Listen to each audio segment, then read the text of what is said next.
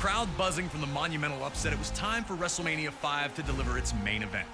The Macho Man Randy Savage defending the WWE Championship against his former best friend. Yeah, the Macho Man Randy Savage. Dig it.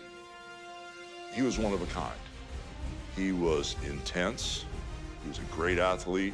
Everything about him was 100% perfect for sports entertainment and professional wrestling. Hogan and Savage's friendship had been beneficial to both, which was never more evident than the year prior at WrestleMania 4. An absolutely brilliant display of athleticism and heart, the Macho Man would compete in 4 different matches to claim the championship. But it was in the final against the $1 Million Man Ted DiBiase that Savage would run into seemingly more trouble than he could handle. In DiBiase's corner was Andre the Giant. Throughout the match, Andre interjected, bringing Savage's offense to a halt, or distracting him for attacks by DiBiase. Eventually, Miss Elizabeth would run into the back, bringing Hogan out to restore some order. And Hogan's presence led to Savage's win with a perfectly timed chair shot that the ref didn't catch. Like I said before, those are the breaks. The Mega Powers would be locked in a heated rivalry with Andre and DiBiase, now known as the Mega Bucks, that culminated with their victory at the very first SummerSlam. Around this time, though, it appeared Randy Savage was jealous of the closeness between Hogan and Elizabeth. Some on commentary would mention it, but many were quick to dismiss that there was any tension between the two. Things got worse at the 1989 Royal Rumble when Hogan eliminated Savage, some claim accidentally, which infuriated the Macho Man. Everything came to a head at the main event 2 on February 3rd, 1989. The Mega Powers would compete in tag team action, looking to show the bond was still strong. After Miss Elizabeth was caught up in the action, Hogan would take her to the back for medical attention, leaving the Macho Man alone. Upon his post-match altercation, the locker room would make it official. Soon after, Hogan would lay down the challenge for WrestleMania 5. In a final twist, Miss Elizabeth would side with neither man, insisting that she'd be ringside in a neutral corner instead, offering to help either if they needed it. The lines were so blurry between reality and what we were trying to accomplish. He was madly in love with his wife, Elizabeth, for real. He was madly jealous for real. Leading up to it, you know, when she was managing him or managing me or couldn't depend on who she was going to manage, it made him crazy. I just didn't know what type of abuse I was in for, so it was a little nuts. He was there to go, and he pushed the gas pedal down really hard on me in that match. Once you became a Macho Man fan, that was the only thing you could think about. His look, just the way he carried himself. I had nothing but respect for him.